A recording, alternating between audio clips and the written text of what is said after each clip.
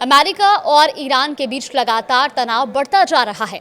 अब ईरान के सर्वोच्च नेता अयातुल्ला अली खामेनेई ने अमेरिका को चेतावनी देते हुए कहा कि उनके पास ऐसे हथियार हैं जो अमेरिकी जंगी बेड़े को तबाह कर सकते हैं।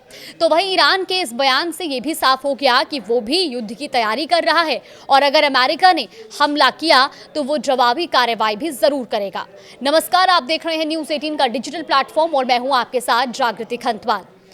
तो देखिए, अमेरिका ने मिडिल ईस्ट में अपनी सैन्य मौजूदगी अचानक बढ़ाते हुए पिछले 24 घंटे में 50 से ज्यादा लड़ाकू विमानों की तैनाती की। वहीं डिपेंडेंट फ्लाइट ट्रैकिंग डेटा और मिलिट्री एविएशन मॉनिटर्स के मुताबिक F-22, F-35 और F-16 जैसे आधुनिक लड़ाकू विमान मध्य पूर्व की ओर बढ़ते देखे गए हैं। इनके साथ कई हवाई ईंधन भरने वाले टैंकर भी भेजे गए, जिससे ये संकेत मिलता है कि अमेरिकी सेना लंबे वक्त तक सैन्य अभियान चलाने की तैयारी कर रही है। इससे पहले ट्रंप ने ऐलान भी किया था कि उन्होंने अमेरिकी सेना के कई उन्नत युद्धपोतों को मिडिल ईस्ट भेज दिया है। वहीं ट्रंप के इसी बयान पर पलटवार करते हुए खामेनेई ने सोशल मीडिया हैंडल पर एक तस्वीर पोस्ट की है, जिसमें अमेरिका के सबसे बड़े aircraft carrier USS Gerald R Ford को पानी के नीचे डुबाया हुआ दिखाई गया। साथ में एक कब्र का प्रतीक चिन्ह भी लगा हुआ है।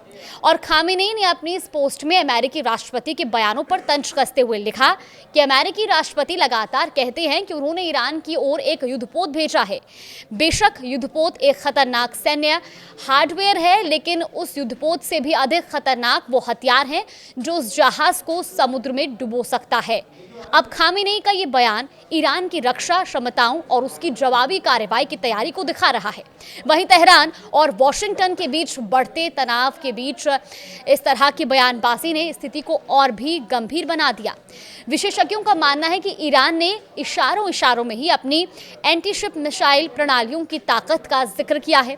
अमेरिकी नौसैनिक संपत्तियों की तैनाती को ईरान एक बड़ी चुनौती के रूप में देख रहा है, जिसके जवाब में उसने अब सार्वजनिक रूप से युद्धपोतों को नष्ट करने का डर भी दिखाया है। फिलहाल दोनों ओर से तनाव चरम पर है। वहीं इसी बीच जिनेवा में दूसरे दौर की बातचीत भी हुई है।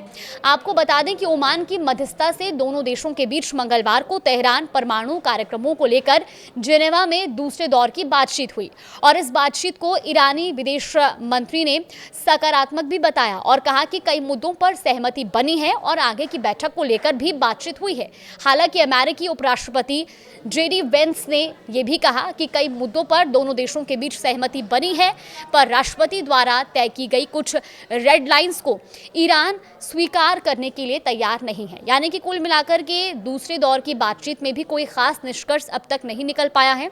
अब देखना ये होगा कि जिस तरह से दोनों देश जंग की तैयारी में लगे हुए हैं, क्या वाकई में मिडिल ईस्ट में एक जंग होने वाली है या बातचीत से ये मामला सुलझने की ओर बढ़ रहा है। फिलहाल इस खबर पर आगे भी अपडेट जानने के लिए आप देखते रहिए न्यूज़ 18।